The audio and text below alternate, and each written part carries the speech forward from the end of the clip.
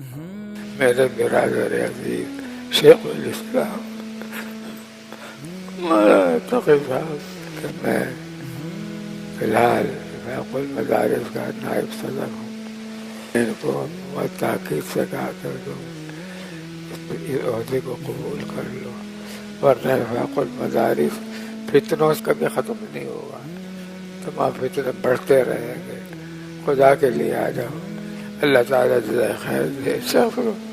انہوں نے دارالعلوم کی نائب صدارت بھی قبول کی اور فیض المدارس کی صدارت بھی قبول کی۔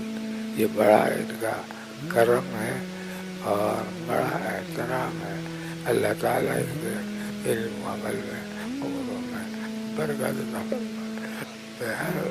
میرے دل سے ان کے لیے کوئی دن خالی نہیں جاتا جب دعا نہیں کرتا۔ میں روز دعا کرتا، ان کو دیکھتا ہوں تو دل سے دعائیں نکلتی رہتی ہیں، آتی ہے میرے پاس روزانہ۔ ان کی محبت کی بات ہے، میری عیادت کے لیے روز آ رہا تھا تقریباً۔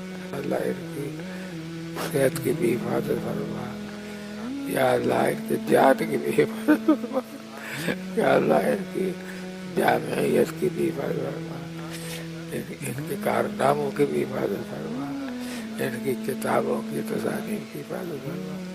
بہت دعا کرتا ہوں اور ہمیشہ رہیں گے انشاءاللہ۔ مبارک ہو، میں آپ حضرات کو بھی مبارکباد دیتا ہوں کہ فیض المدارس کی صدارت اور نظامت اللہ تعالیٰ نے ان عظیم شخصیت کو عطا فرمائی۔ وآخر دعوانا الحمدللہ۔